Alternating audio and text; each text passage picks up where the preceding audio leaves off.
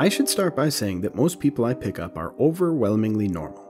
A few drunk guys, some college students too tired to walk, young adults off to another bar or club, but every now and again I find myself driving around with some real oddities. I guess you could say that's a product of big city, but I shudder to imagine this could be normal anywhere else. I'm not going to tell you where the big city is, just know it's a big city with lots of people. Here, this first guy will be a good example. It was a normal night around 11 p.m. or so when I spot a guy on the sidewalk waving me down. He's dressed in a formal-looking suit with slick back hair and an expensive-looking watch on his wrist. Definitely not the usual attire of someone who needs a taxi, but I'm not in the business of making judgments. "Hey, how are you?" "It's been a pleasant evening so far, and you?" he said while ducking into the back seat. "I can't complain. Where are you headed?" "I'll be staying at the Grand Yacht Inn this evening, sir. I'd be delighted if you would take me there," he said with a smile full of grandeur. "You got it." I flipped off my taxi light and started the tally. I didn't need directions as this was a very popular destination around here. "That's a nice looking suit," I said. "You have a sharp eye there, Mr. Call me Driver." "Huh. All right, Mr. Driver. You'd be correct. This is a nice suit. And someone with a keen eye like yours might have also asked why a man such as myself would be taking a taxi when he clearly has the stature of a man who owns his own personal car and driver," he exclaimed. His arrogance kind of pissed me off, but after 13 years of driving this taxi, one thing I've learned is how to stomach anger. "It's because I'm an inventor, dear driver. And though my driving personnel are reliable wheelmen, they're shitty confidants. I must keep my invention away from those in positions to steal it," he continued. "Ah, gotcha. So you must have invented something pretty great, huh?" I asked. A smirk grows on his face. He ducks down behind my seat and pulls out a small black box, then puts on a black glove. He flips open the lid and turns it around, revealing what looked to be a small metal ball bearing. "You invented a ball bearing? Hate to break it to you, but that's already been invented." He scoffed dramatically before picking it up and holding it close to my head. "This here, well, to put it extremely primitively, this is an amalgamation of rare earth elements with very unique reactionary tendencies to almost all physical objects," he said. Then he flipped the ball into the air and caught it in his palm. "If I were to drop this ball right here in your car, it would eat straight through the floor in seconds, then pass through the pavement and into the crust of the earth. Not even the earth's core would be able to stop it. Not until it hit the center of gravity, where it would remain forever. The only reason I can handle it now is because I've put on my control glove, along with my container. They're made of another rare earth element, resistant to this ball's properties. So rare, in fact, there isn't enough of it left on Earth to make a second glove," he said. "Hey man, I'm not sure I understand, but please don't toss that thing around in my car while I'm driving." He frowned at me, like he was dissatisfied with my response. He puts the small metal ball back into its box. "I don't think you appreciate the greatness of this invention, Mr. Driver. Something like this could revolutionize industries all over the world. This one object alone breaks multiple laws of thermodynamics as we know it. The creation of this object could mean that the laws of nature so sternly placed by God himself could be bent to my will." All right, I get it. Just calm down there, friend. I didn't mean to insult your invention." He takes a deep breath and seems to relax a bit. "Apologies, Mr. Driver. I didn't mean to become excitable. But to satiate your concerns, you should be aware that I will not drop this invention. I could not be so crass." "It's fine. We'll be arriving at your destination here shortly." "Excellent. But I must insist of you, Mr. Driver, do not tell anyone about this. I trust that this will suffice for keeping your silence," he said. He hands me a fancy clip of cash. All hundreds. "Yes, sir, that will do nicely. And if any of your other rich friends need a ride, let me know. I'd be glad to take them," I said. He laughed as he stepped out of my cab. I promised one last time I wouldn't say a thing, and he walks into the hotel lobby. Now I know what you must be thinking. Clearly I did not keep his promise based on the fact you're reading this right now. But as you're about to read, it doesn't really matter. About 2 days after I dropped him off, there was a headline in the local newspaper about a mysterious murder in the Grand Yacht Hotel. A man with no ID and a fancy suit was found shot in his hotel room bed. The door was locked from the inside, and no casings could be found. The bullet managed to pass through the floor of his room, and the police can't find it. My guess is he was ogling his invention and accidentally dropped it on himself. I felt bad for him, honestly. His invention absolutely worked. One little mistake was all it took to destroy both the invention and the inventor in one fell swoop. That ball is probably on its way to the core of the Earth by now. I just hope it doesn't do anything disastrous when it gets there. Not every encounter ends up being so whimsical, though. Not that his death was anything funny, but you can't say he didn't have it coming throwing that thing around like that. The next story I want to share was far darker. I still think about it late at night. Sometimes I like to take unusual roads around the town when it's been a slow night. It's risky, sure, since it's not the nicest side of town, but I've built up a sort of small reputation around here as the cabbie who doesn't ask questions, and drug dealers tip big for silence. Doesn't make me feel great, but it puts food on the table, and I have a daughter to put through college someday. So there I was. This girl stepped out in front of my car out of nowhere. She was in her late 20s, had straight brown hair and fair skin. Definitely not the type of girl who should be slumming it up with prostitutes and crackheads, which is why my heart sank when I saw how torn up and bloody her clothes were. This was the scenario I dreaded the most when coming down this way. Honestly, I'd rather be shot and robbed than have to look into the eyes of some young girl whose life is now ruined. It breaks my dad heart. She just stood there crying in front of my car, so I ushered her into the back of my cab and just started driving on instinct to the hospital. "Thank you. Thank you so much for stopping," she said, barely keeping it together. "What happened? Are you okay?" I said. She lifted her knees to her chest and hugged them. "I was at the bar and then I don't know. I don't remember anything, but my head hurts and I woke up in the alley and she said. She just broke down, dribbling and crying into her knees. It's okay. You're safe now, all right? I'm gonna take you to the hospital and get you checked out, okay?" I said. She looked up from her lap and just nodded slightly. "What's your name?" I said. "Emily." "Okay, Emily, do you know who did this to you?" No, I don't know anything. I can't remember anything," she screamed. "Hey, it's okay. Don't focus on that now, all right? Was anyone around you when you woke up, or were you alone?" "No one was there. I was just laying there in the alleyway and...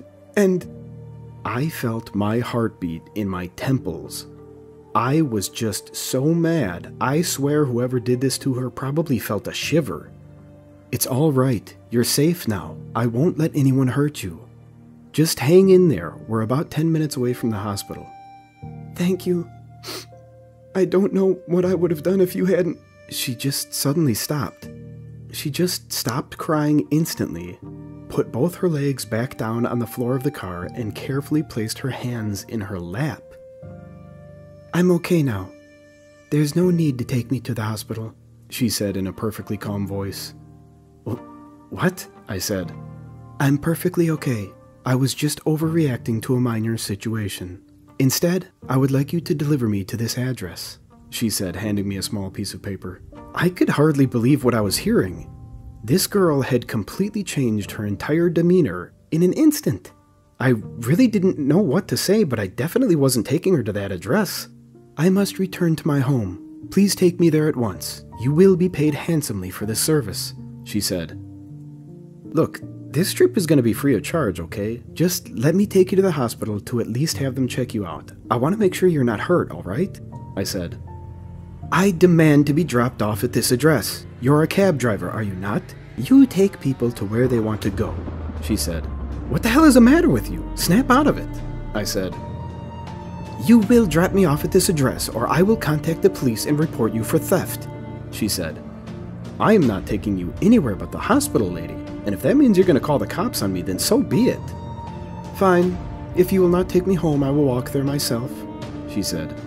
Then she opened the car door while I was driving on the freeway and just stepped out. I was going fast too, over the speed limit. The sound it made when she was sucked out of the back of my cab still wakes me up at night sometimes. She was killed instantly, which, for all I know, could have been a mercy. The ambulance had to practically scrape what was left of her off the road. I got brought in for questioning by the police, but the interior camera I installed cleared me of any wrongdoing. For the most part, it seemed like they just felt bad for me, so I didn't have to spend much time there. The cops ended up going to the address she gave me and found nothing but an empty parking lot. Other than that, I haven't heard anything about the situation since. I was pretty destroyed by the whole thing. One thing she said stuck out to me as particularly odd though. When she mentioned calling the cops, she said she was going to report me for theft, not kidnapping. I don't know what could have happened to her before I found her, but I'm glad I never took her to that address. I went home from the police station that night, hugged my daughter, and cried a bit. I try not to bring home the crazy shit I see at work, but that one just hit too close to heart. That interior camera is a lifesaver, by the way. It's actually how I've been able to recreate the conversation so well thus far. I know what you're gonna say. Don't ask, because I'm not gonna show you any of the footage. It has my face and car interior on it, and I don't want you to see that. I've already said some shit that might get me fired, and I won't take that risk. In this last story, I'm gonna tell you that interior camera probably saved my life. I'll let the story speak for itself, but perhaps this can serve as an example to all you cabbies out there. Get yourself some video evidence. It was a pretty slow day for the most part. When it gets rainy, a lot of people just stay where they're at and don't need a cab. This one old fellow waved me down from the underside of an apartment awning, so I stopped to pick him up. He looked to be in his 70s, 80s. He walked slow, so I helped him into the back seat. He thanked me with a really sweet smile and told me he wanted to go to the big city bridge. So off we went. "It's a beautiful weather for a walk, don't you think?" he said. "I can't say I agree, old-timer. I'm more of a summer guy myself. The cold fall weather just chills me to the bone," I said. "Bah, it's the cold that really makes you feel alive," he said. We talked about weather and other trivial things until we made it to the bridge. Not a thing was odd about him. Just a friendly old man. He paid his fee, tipped his hat, and slowly walked off towards the bridge. That was the last time I ever saw him. When I stopped at the bridge, another person ran up to the side of my cab and asked for a ride, so I let him in. He was a younger guy, maybe 20s, in good shape, and was meeting up with his girlfriend for lunch at a popular restaurant around here. I started a new tally and off we went. About 5 minutes after we left the bridge, the kid in the back lifts something up into his hand. "What's this?" he said. "Don't know. Looks like some kind of little statue. Where'd you find it?" I asked. "It was here under the edge of your seat." "Aw, man. I think that old guy must have left this in your cab. We should turn back. We might still catch him," he said. I let out a big sigh. "You're probably right. Don't worry, kid. I won't add this to your tally. We'll find him." With that, I turned the cab around and started heading back the way we came. "This thing's weird. Kinda old and creepy. Maybe it's some family heirloom or something?" he said. "Just don't break it, all right. Who knows what's valuable these days?" I said. I won't. There's this weird inscription on the side of it. It says..." Now, I'd try and describe what he said next, but I really don't have any idea. It was pretty much gibberish. I ran it through a few language detection sites, and all of them came up empty. He also stammered through the whole thing, which I guess makes sense when you're reading a nonsensical language. After reading the whole thing, he gets this weird look on his face, then he just started screaming. "Get out of my head! Get out of my head! Get out of my head!" He screamed and then just went limp. I slammed on the brakes and turned to face him. "Jesus, kid, what the fuck? Hey, are you okay?" He sits up, looks me dead in the eyes, and gives me a huge, sinister grin. "Oh, I'm more than all right, friend, but no more questions, all right? You will now drive me silently to a nice lot in Middleton Street, yes?" he said. Then he makes some kind of hand motion and I get completely silent. I face the road with an empty look on my face and just drove. "That's better. Don't worry, I have no plans to kill you now. I mean, I'm still in the car, right?" he said.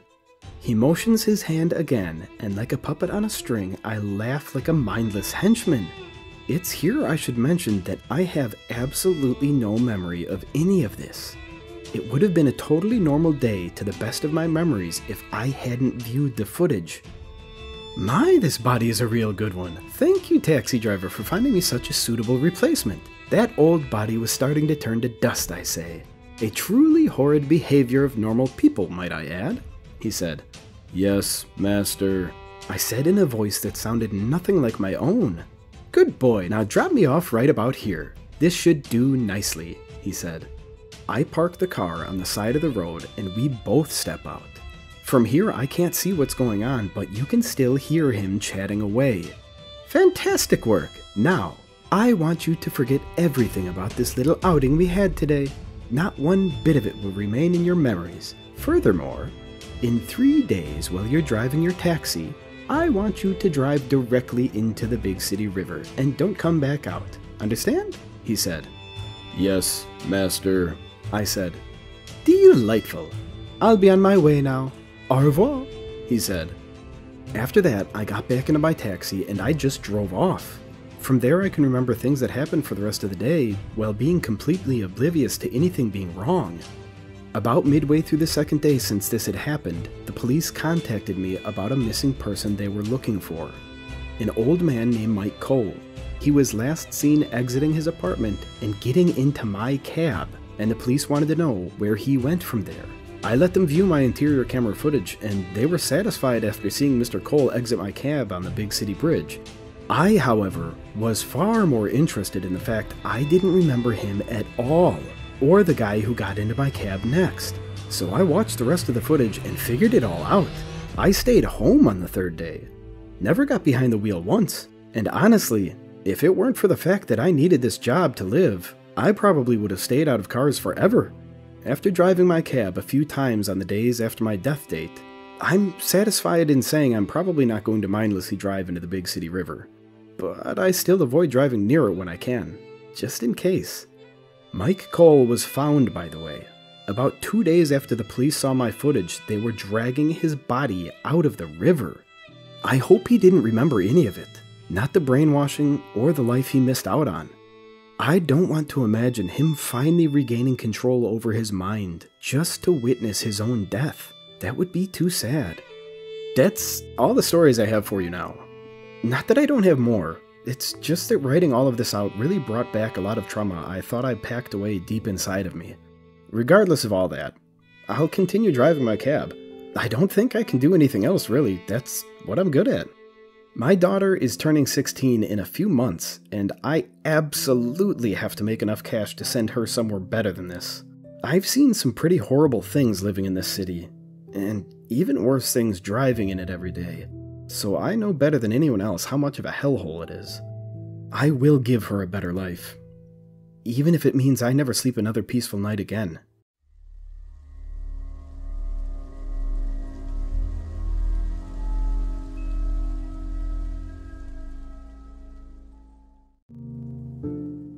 I think I'm ready to share a few more stories with you guys. I've had my interior camera running since day one, and I always save anything interesting that happens, so I definitely have enough fodder for more internet stories. After 13 years of driving, I've developed a pretty decent sized folder of bizarre encounters for you. Also, to my daughter, who I know is reading this because she found my Reddit account, I'm sorry. I really didn't want you to find out about how dangerous my job can be that way, but I just don't have a gauge for these kind of things, you know? I don't know when you're supposed to be old enough to handle this kind of crazy stuff. To me, you're still just a baby. And I know that you're not one, but I can't stop wanting to protect you, alright? Just know that your old man is trying with everything he has, and well, I'll make these next 3 stories ones I haven't told you yet, so you can be surprised as well. This one goes way back to the first year I started driving. I wasn't a total novice, but you could say I was still lacking a bit of experience. It was pretty late at night, I had the babysitter overnight, so I spent the midnight hours on the streets trolling for passengers. This small group of 3 people waved me down from the entrance of a bar, so I stopped to pick them up. The back of my car seats 2, but I figured they wouldn't mind squeezing in. There were 2 guys and 1 girl. Hey guys, hop in. Careful, watch your step. Thanks. Come on, move, it's cold. They were all laughing and visibly drunk. The smell of alcohol filled my car pretty much immediately after they all piled in. Take us to my house, please, thank you, the girl said. Then she balled up a 20 and threw it at me. Hey, don't throw anything at me while I'm driving or I will kick you out, alright? Fine, just take me home already. You have to tell me where you live first." They all turned to each other and laughed. It took 3 more attempts of asking where she lived before one of the guys finally told me. I wish I knew then what I know now. Installing a closable window between the back and the front seats really comes in handy when your drunk passengers think it's the funniest thing in the world to throw things at you. This went on for about half the trip before something bounced off the back of my head and I'd had enough. I stopped the car on the side of the road. "Hey! That's enough. You throw one..." I stopped mid-sentence. The girl was gone. Just not there between the 2 boys, and they didn't even look like they noticed. I hadn't stopped the whole trip up until now, and the car door never even opened. "Where's the girl?" "What girl? There's a girl?" the boy on the left said while making obnoxious sounds I'd rather not describe. "The girl that was with you. Where'd she go?" "Ha! Bro, our cabbie's drunk too. He's seeing things," the other one chimed in. I was stunned. Not just by how this girl managed to disappear from my cab mid-trip, but also how oblivious these 2 boneheads were being about it. "Just drive, man. I promise. I won't throw anything at you again. I swear." At this point, I was ignoring them. I drove all the way back along the same roads and looked for her. But I didn't find a thing. There was no trace of her anywhere, and the 2 morons in the back seat were not helping. I drove them to the address they gave me, and they both got out. They wadded up more money and just tossed it at the car as they walked away laughing into a completely empty lot between 2 houses. Her whole house and anyone who lived there was gone too. Just a concrete square between 2 normal-looking houses in a subdivision. I drove off before the duo of drunken idiots could realize they were not where they wanted to be and drove to the police station to see if they could help. I gave them her description and everything I knew that happened, but it was clear from the start that I wasn't going to be taken seriously. I guess I should have known that a drunk girl not coming home after one night of bar hopping wouldn't be high on their priority list. I actually started to think I was the one who lost it until I remembered I had the interior camera footage. I played back the video and I was glad to see I wasn't crazy, as there was definitely a young girl with the group at the start. I scrolled through the video a bit and watched in horror as she just disappears from my back seat. I even slowed down the video frame by frame. My video shoots footage at 30 frames per second, and between 2 frames of video, she just blinks out of existence. In 1/30th of a second, she's just gone. The police had no interest in this footage. They chalked it up to a glitch in the video or some kind of prank. It was kind of terrifying how little they seemed to care. It made me wonder how many times something like this could have happened and no one even noticed.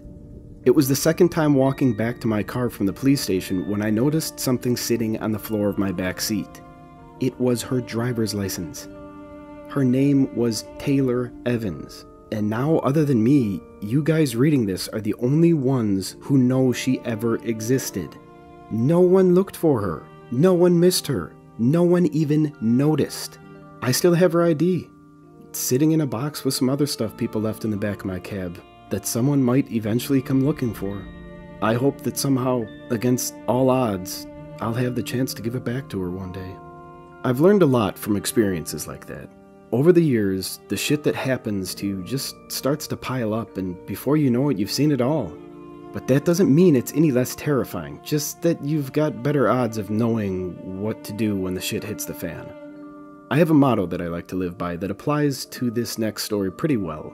You prepared yesterday to live today to prepare for tomorrow. It was the summer season, and like most people with jobs, when it gets nice out, you get busy. Lots of people got in and out of my cab this day, to and from hundreds of different places, which is why when I found a suitcase stashed under my seat at the end of the day, I really didn't have much hope of finding who it belonged to. Even after searching through the footage afterwards, I couldn't get a good look at anyone bringing a suitcase into my cab. Either way, I knew just what to do. It's probably not a surprise to hear that people leave things in my cab a lot. Usually it's a phone or a wallet, and people realize real quick where they left it. If it's something valuable like that, I always take it to the local police station for them to hold on to. It works out for me because either I get to reunite people with their lost shit, or after a certain period of time, where no owner can be found, you get to keep the stuff you send in. This process also keeps me safe from any legal liability. Can't say I stole anything if I took it right to the police station. So that's exactly what I did with the suitcase. I took it into the police station the next morning without even trying to open it. In my experience, if I did open it, then I could have been accused of stealing anything that might have gone missing from it, which I didn't want to happen. I dropped it off and went right back to driving my cab. Didn't think much about it. About 2 hours after I dropped off the suitcase, a disheveled man frantically waved me down from the sidewalk. Soon as he hopped in, he started firing questions at me faster than I could answer. "Hey, are you the cab driver from yesterday? Yes, I recognize you. You drove me yesterday to the university, remember? Okay, this is very important. Do you remember seeing a suitcase like this big, and it was brown, little worn down? Did you open it?" "Whoa there, hold on. You're looking for a suitcase?" Yes, my suitcase. I need it back. Do you have it?" "Calm down, will you? I dropped it off at the police station yesterday night when I found it. We can stop by and pick it up if you want me to take you there, but it won't be a free trip." His face goes white. For the first time since he got into my cab, he was silent for a few seconds. "The police have it. Are you sure?" "Yeah, took it there a few hours ago. You all right?" "It's too late." He had this horrible look in his eyes, like he just watched somebody die. "I need you to take me to the airport now. And if you're smart, you'll buy a ticket for yourself too." "What? Why? What the hell are you talking about?" He just buried his head in his hands. "Never mind. It doesn't matter now." And with that, he stepped out of my cab and just sulked off down the street. Later that day, sirens blared through the city constantly. Roads were blocked and people were getting emergency broadcasts to stay home. According to official reports, the police station I dropped the suitcase off had a dangerous gas leak and they were worried about a possible explosion. The whole block was closed up. That was the official report anyways. But according to an inside source I have, it was a total lie. I really don't want to get my source in trouble because they're a good friend of mine, so I won't tell you anything about them. But just know that when I say they're trustworthy on this topic, I mean it. The problem wasn't a gas leak, but the suitcase I brought in. Some of the officers decided to open it up and look for some identifiable information on who it belonged to. When they opened it up, it was empty. Nothing but a few pens and a blank sheet of paper. Only a few minutes after opening it, some officers started to get sick. One after another, they got dizzy and started vomiting.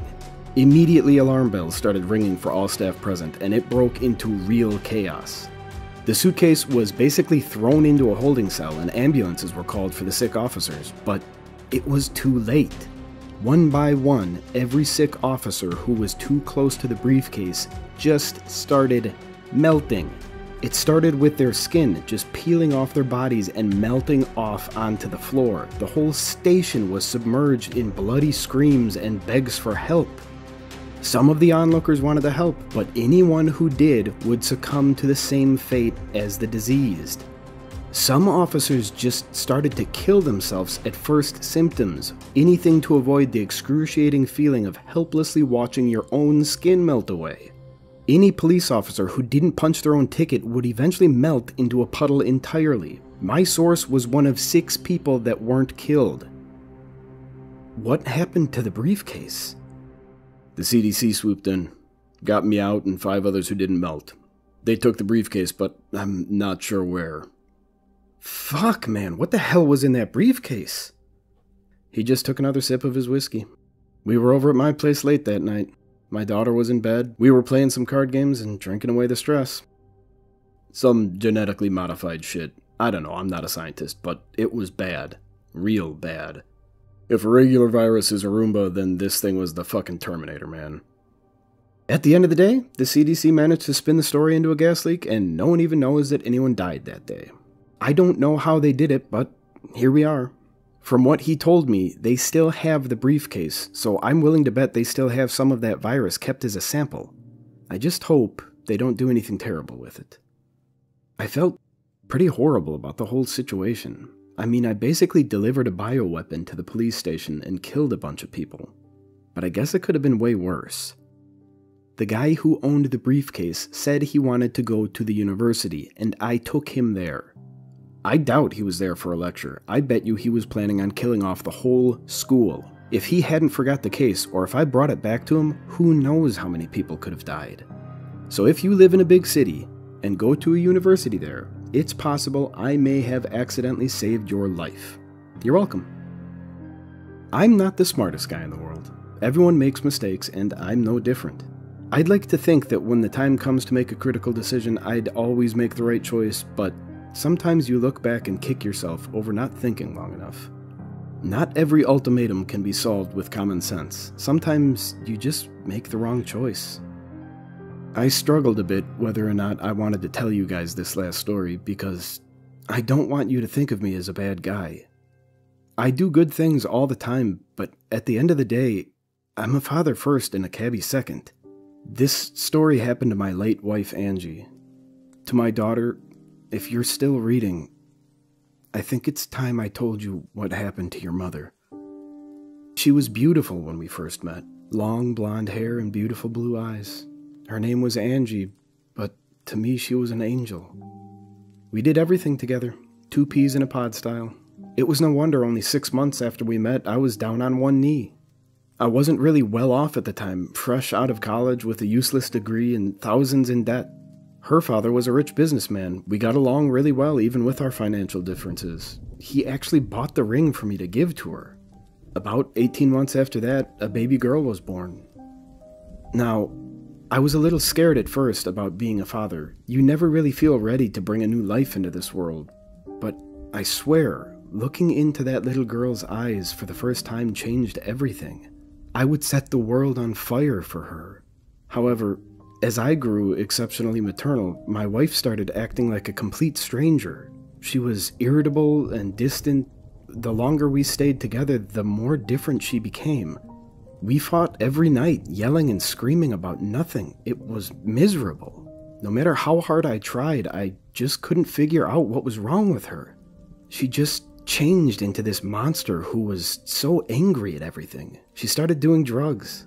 I'm not much of a drug guy, so I don't really know what kinds, but she always had bottles and needles in her bag.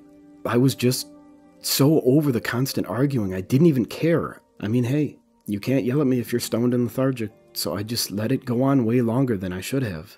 2 years this went on, and I just let it happen. The final straw for me was when I watched this monster wearing my wife's skin slap our daughter across the face for crying too loud. I just lost it. I completely lost it. No one will ever lay a hand on my daughter and get away with it, no matter who you are. I kicked her out of the house and threw all her stuff onto the sidewalk. I locked the windows and put new locks on the doors. Never again. The divorce was messy, but after the drug substances were found in her purse, I was given custody of our kid. She didn't even seem upset. It was soon after that I started my job as a cab driver. Her family had the money, and after I kicked her out, she took the money with her. The next 4 months pass, and I don't hear a word from her. No calls or text. Nothing. Then one day, this couple waves me down from the side of the street, so I pick them up. "Hey, how are you?" "I'm doing fantastic now, thank you," said the woman. She had matted blonde hair with ratty clothes, really skinny and sick looking. The guy stepped into the car next and was kind of the same way. Short, spotty hair and track marks on his arm. "How have you been? It's been a while." I turned around to face them and I could hardly believe what I was seeing. It was Angie, along with what must have been her coked out new boyfriend. "Angie? Is that you?" "Sure is. You miss me yet?" "Hey, who the fuck are you?" "That's my ex. Don't worry though, he's a loser." I was speechless. She looked like she just crawled out of a crack den. Dry skin, bone skinny, black teeth. It was horrible to see such a beautiful young girl turn into this creature that was sitting in my back seat. "Yo, we're gonna have a problem here?" "No way, this little bitch spends all his time with that little pest. I don't even think about her anymore." "Don't you fucking dare talk about our daughter that way, Angel." It was a slip of the tongue. I called her Angel while we were together, and I guess it just slipped out. Regardless, it made the guy in the back irrationally angry. "Yo, hold up, Angel. The fuck? You have a kid with this fucking bitch?" He grabbed a fistful of Angie's hair and opened up the car door on his side. "You fucking slut," he said as he pulled her across my back seat and out the door by her hair. She started screaming and kicking, saying that I was a liar. She would never have a kid with someone like me. He wasn't listening to a word she said. He just pulled her onto the street and stood over her, screaming about how much of a slut she was. I stayed in my cab and just watched from my mirror.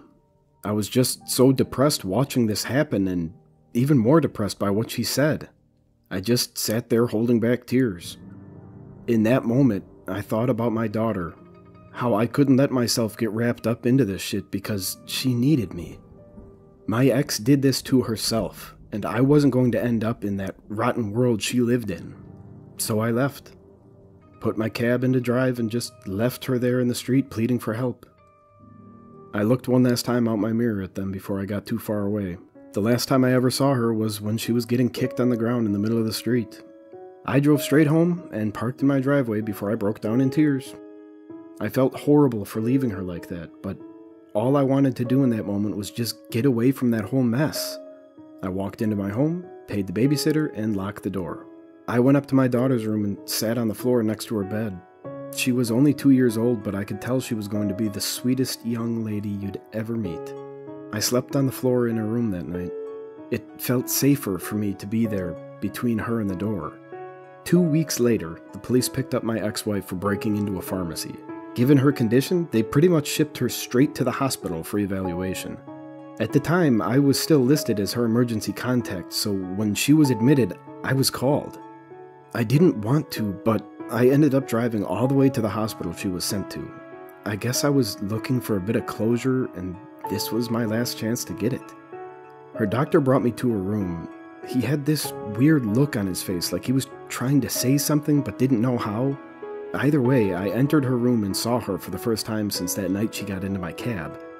"Hey Angie, you doing alright?" "I'll be fine as soon as I let them out." "Let what out? What do you mean?" "My spores. I just need to set them free to grow and spread." Then she stuck out her finger and pushed it into her temple. Her skull just gives way to her finger and she pushes deep into her own head, knuckle deep. I stumbled backwards in horrified shock at what I was seeing.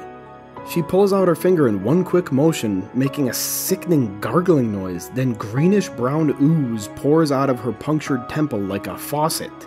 The nurses panic and run into the room with towels and gauze. They press down on the side of my wife's wound to try and stop the leakage, but instead they only warped her soft skull even worse than before. All of the nurses and myself watch in horror as the whole top of my wife's head sagged to the side before slopping off onto the floor in a pile of ooze and rot. The autopsy of her body revealed her entire head was just rotting away from the inside. The coroners believed that she was infected by a completely new, microscopic fungal parasite that slowly ate and replaced her brain for years of her life. That means that on the day I saw her in the back of my cab, her brain was already mush. When I heard this, a wave of flashbacks hit me all at once. All the times she screamed at me, all those drugs she took, all those poor choices she made. What if all of that was a symptom of her brain rotting away? Could I have saved her if I paid more attention? I felt sick to my stomach. If I wasn't so blinded by my hatred for my ex-wife, could I have brought back the woman I once loved? She was sick the whole time, and I left her on the street getting her teeth kicked in. I'll regret that moment for the rest of my life. I should have at least called the police or something, but I didn't. She died, and I can't think of a single thing I did to try and help her. In the end, I didn't even get to say goodbye. From then on, I think back on my ex-wife fondly. I choose to focus on the parts of her in my memory that were beautiful, like making burnt pancakes for breakfast or watching cheesy horror movies together. I can still see the look in her eyes when she found out she was pregnant. All of the good things that she was is still here with me, even through all the hell she went through. It's not much, but I hope it's enough. I'm sorry, Angel.